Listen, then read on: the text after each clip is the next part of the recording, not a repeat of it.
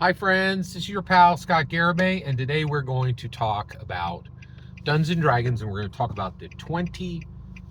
We're going to talk about the 2015 book, the Sword Coast Adventures Guide. And today I want to talk about the legacy of that book within the collection of 5th edition books, the collection of Dungeons and Dragons 5th edition Canon hardbacks, right? How does it stack up against the other ones? What is its legacy compared to other Dungeons and Dragons 5th edition books? And get this, after 11 years, 2014 to 2025, we have 40 books, like 40 Canon books. So how does Sword Coast Adventures Guide stack up in that list? Not good. It has a bad legacy. Why? Well, this was a setting book from 5th edition that matched how setting books were written in 3rd edition, right? Hey everybody, your players will never buy this. It's 250 pages of lore dump. Oh, here's this region. Here's the population. Here's the people who inhabit it. These are the rumors about that place. And just like, you're never going to be able to get away with this ever again. And I think, going forward, one of the things is, so now the way to do a setting book is in an adventure. You actually just write the adventure and you put a little bit in about the setting itself. And I also think just thinking about why this book is not that strong is I think everything has to be looked at is there any way to put this detail about this setting into something that can be immediately used by a player, right? Like, so in this region, they etch their history into weapons. Oh, and if the player characters have this history etched into their weapons, well, it strengthens, it does a +1d4 for the weapon, right? You have to make every detail about a setting immediately usable by a player character, or you failed, right? Like, you just can't stack lore the way you used to. It's just not, it can't be done, right?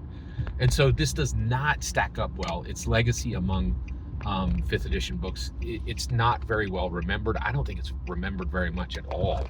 And I don't think it ever gets pulled off the shelves, right? So I have about 30 of the 40 books, right? And this book is almost never pulled off the shelf. I can, like, 3 times in my, and I run in Faerun, right? Like, I run in the Forgotten Realms. I just never need that lore. And, it's just not needed. Like, and for instance, I had to tell the truth, I learned a lot more about Waterdeep from Waterdeep Dragon Heist than I ever did about, from the Sword Coast Adventures Guide. The other thing that tells you its legacy did not go well is, Wizards of the Coast reached out to Green Ronin, and they're like, hey, we're really pressed for time. We want to get a bunch of books out, but we just finished creating, this, we just finished creating 5th edition. And so we just don't have the bandwidth to do this. Can you help us? And so Green Ronin said yes, and they helped them, and actually, wouldn't it be great if this story had ended better? Wouldn't it be great if Dungeons and Dragons could reach out to companies, right? Could just like farm out its D&D canon books to other groups? But they did this. They were like, hey, can you guys do a setting book for Forgotten Realms for us? And Green Ronin was like, yes, we can. And then they did.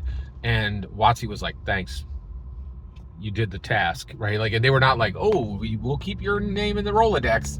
They're like, lose that number. Like, WotC did not want any more of this. In fact, they were very confident they could do better, and frankly, they did do better, right? So I think there's really kind of a lost opportunity there that, Green Ronin didn't really knock it out of the park with this book.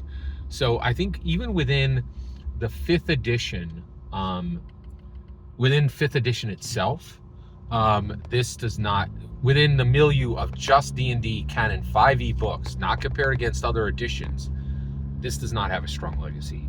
It is really quite forgotten, I think. Every single word you just heard in this video is my humble opinion. Nothing more, nothing less. The important part is when I get to hear your humble opinion. When you get in the comments, send your traffic. Please consider like and subscribing, and have a fetch millennium.